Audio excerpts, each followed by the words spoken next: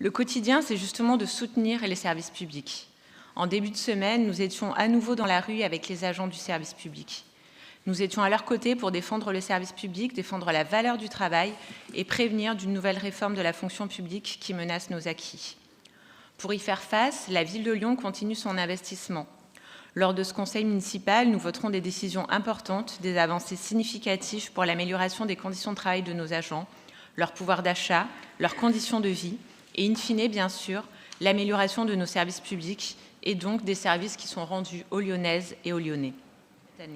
Au total, c'est plus de 18 millions d'euros en plus consacrés à la revalorisation indemnitaire de nos agents. En revanche, je m'inquiète du projet de réforme de la fonction publique annoncé par le Premier ministre, prévoyant de réduire la progression à l'ancienneté de la rémunération des fonctionnaires pour augmenter la part liée au mérite. Le mérite, mais quel beau programme. De la même manière, doit-on mériter des allocations chômage? Doit-on conditionner la durée d'indemnisation du chômage au mérite? Arrêtons de parler d'aide sociale, de charité ou d'assistanat, mais essayons de penser à un véritable système de protection pour les enfants, les femmes et les hommes qui vivent dans notre pays. Car l'enjeu est bien de prévenir le basculement dans la pauvreté. En France, la pauvreté s'enracine. Plus de 9 millions de personnes vivent sous le seuil de pauvreté. 30 ans que cela ne baisse plus. Après avoir voulu faire les poches aux pauvres, l'État vient faire les poches aux communes, aux départements, aux régions. Alors que ce sont nos collectivités qui maillent nos territoires et qui participent au premier rang à la cohésion sociale et nationale. Notre projet politique à Lyon est à l'opposé de la doxa du gouvernement.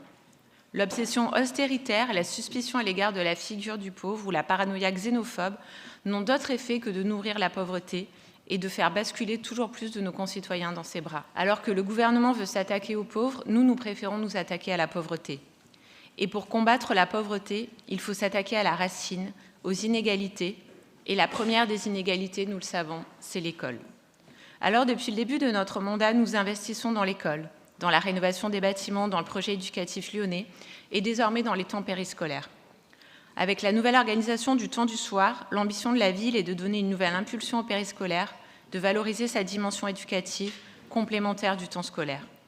C'est une question de justice sociale, proposer aux enfants les plus défavorisés, en difficulté scolaire, sociale, des activités au contenu pédagogique de qualité, mais également la possibilité d'apprendre leurs leçons dans un endroit calme et réservé, ce qui bien souvent n'est pas possible chez eux, quand ce chez eux existe. Car nous, il n'est pas question de nous imposer des arbitrages qui viseraient à choisir entre différentes politiques publiques, comme le demande Monsieur le maire. Je parle bien évidemment, et vous l'aurez compris, du ministre des Finances. C'est un peu deux salles, deux ambiances, entre Bercy, l'hôtel de ville, entre le quai de Seine et les quais du Rhône. Car à Lyon, on ne choisit pas entre le financement d'une école et celui d'un opéra. À Lyon, on ne choisit pas entre rénover nos bâtiments, rénover une piscine et renforcer des permanences d'accès aux droits. Notre municipalité, forte d'une gestion rigoureuse, entend tenir les deux bouts de la transition écologique et solidaire. À défaut d'un État fort, d'un État-providence qui garantit une solidarité nationale et assure nos missions de protection sociale, nous voulons continuer à œuvrer pour que chacune et chacun, chaque Lyonnaise et chaque Lyonnais, puisse nourrir sa famille et se loger dignement. Car je persiste à croire que là est la clé, la solution qui doit nous permettre d'envisager une société plus juste à tous les niveaux.